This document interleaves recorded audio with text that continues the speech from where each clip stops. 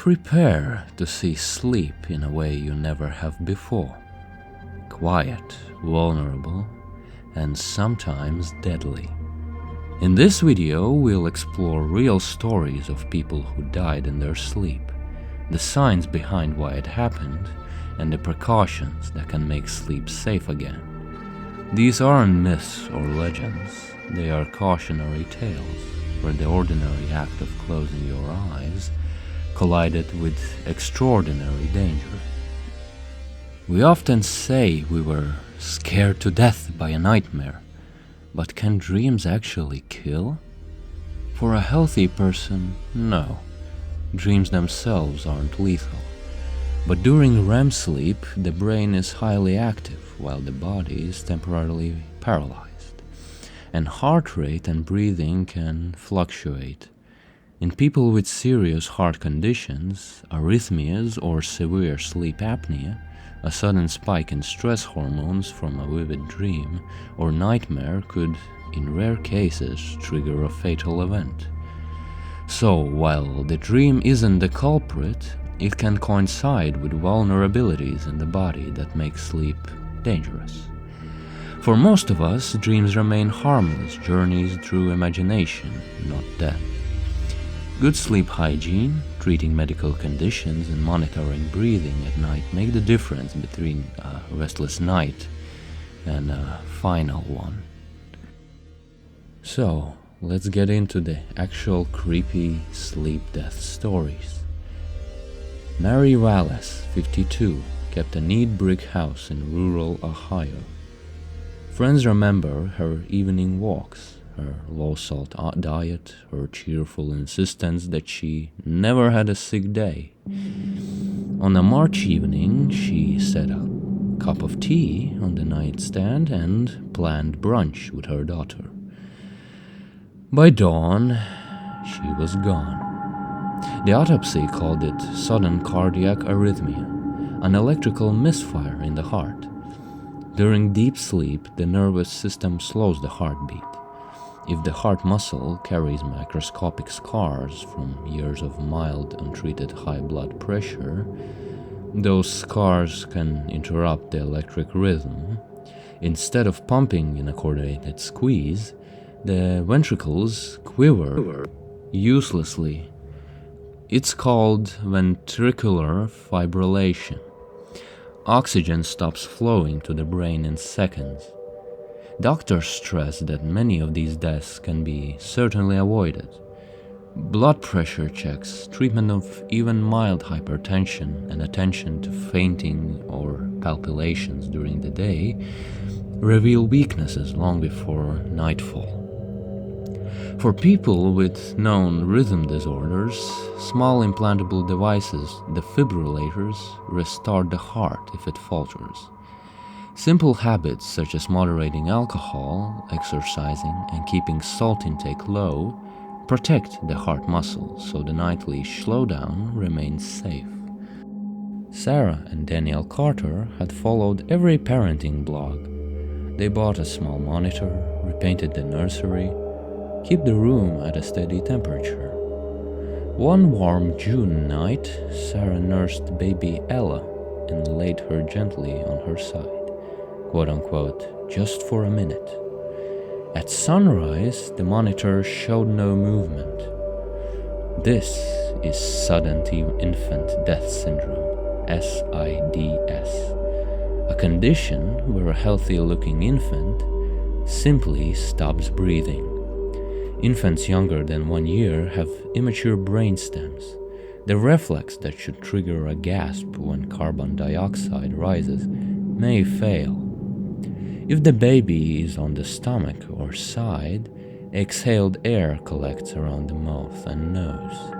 The carbon dioxide builds and the brain does not sound the alarm. Pediatricians recommend lay infants flat on their backs, use a firm mattress with no pillows or toys, and avoid overheating. Even well-meaning blankets or bumpers can trap air. Keeping the baby in the parent's room but in a separate crib for the first 6 months halves the risk. Smoke-free homes matter also. Nicotine dulls an infant's breathing reflex. These steps do not guarantee survival, but shift the odds dramatically in the infant's favor.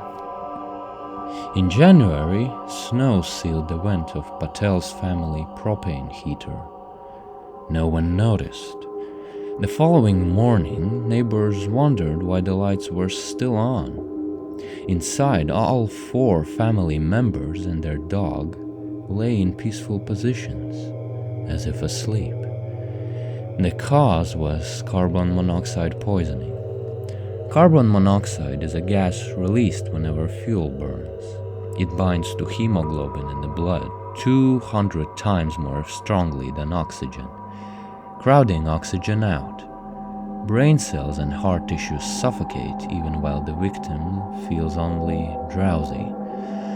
At high enough levels, unconsciousness arrives within minutes, death soon after. Prevention is straightforward. Install carbon monoxide detectors on every floor, just like smoke alarms and service heaters and chimneys annually. Never run generators or cars inside garages. Good airflow around all appliances keeps combustion complete, and alarms catch leaks before symptoms appear. Ryan, 19, had lived with epilepsy since childhood. Daily medication had kept seizures away for months.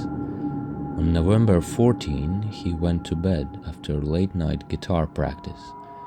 His roommate found him lifeless in the morning.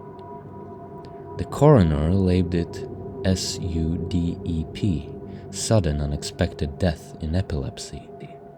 Nighttime seizures can disrupt the brain centers that control breathing and heart rate. Sometimes the seizure itself is mild, with little movement, but the brain fails to restart normal breathing afterwards. Neurologists advise people with epilepsy to take medication consistently, avoid sleep deprivation and heavy drinking, and share seizure action plans with roommates or family. Some households even add bed sensors or oxygen monitors that alert caregivers if unusual movement or breathing pauses occur. While SUDEP cannot always be stopped, adherence to treatment and a regular sleep schedule sharply reduce the risk. Laura Kim, 34, thrived on adventure. After summiting Rainier and Kilimanjaro, she joined an Aconcagua expedition. At 4,200 meters, she reported a nagging headache, but no distress. Teammates found her unresponsive at dawn. She succumbed to high-altitude pulmonary edema, HAPE. Thin air forces the lungs' blood vessels to constrict, pushing fluid into the air sacs where the oxygen should pass. Breathing slows during sleep, tipping the body into hypoxia, a state where tissues receive too little oxygen to maintain normal function. Early signs include fatigue, shortness of breath when resting, and a dry cough. In severe hypoxia, the brain slows and the person may slip into sleep unaware of the danger. Prevention demands slow ascent, extra rest days, and immediate descent at the first time of breathlessness at rest.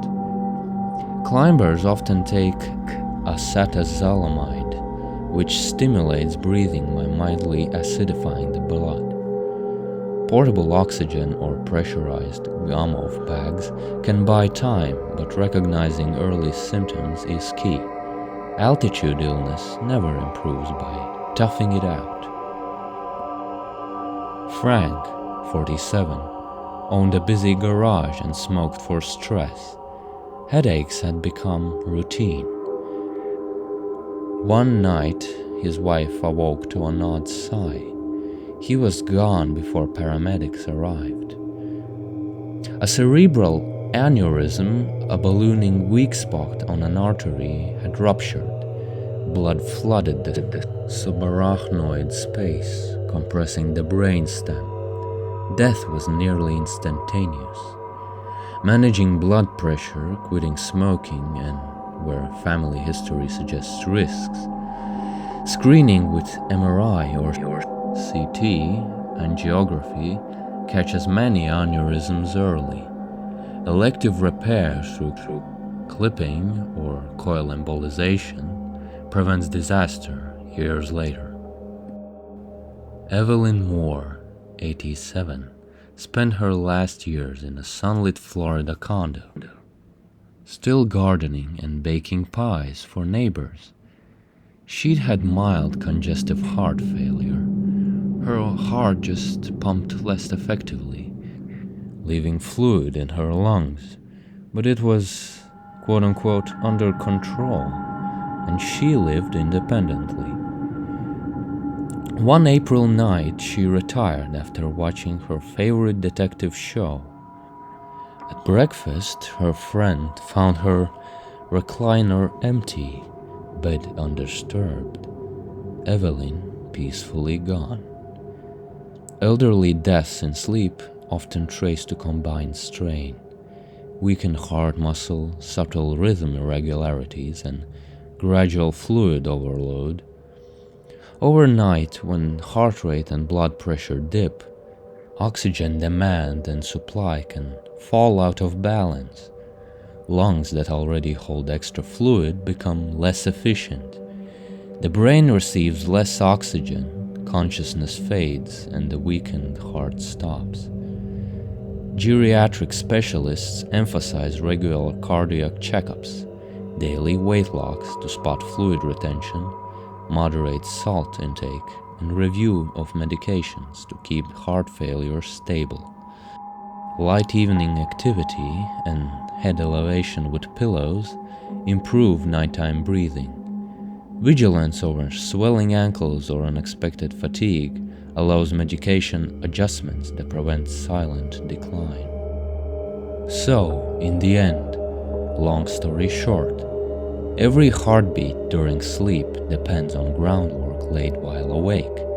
With simple vigilance, awareness, and care for our own health, most of us keep the night as it should be, a passage and a way to restore energy, not an endpoint. Thank you for watching.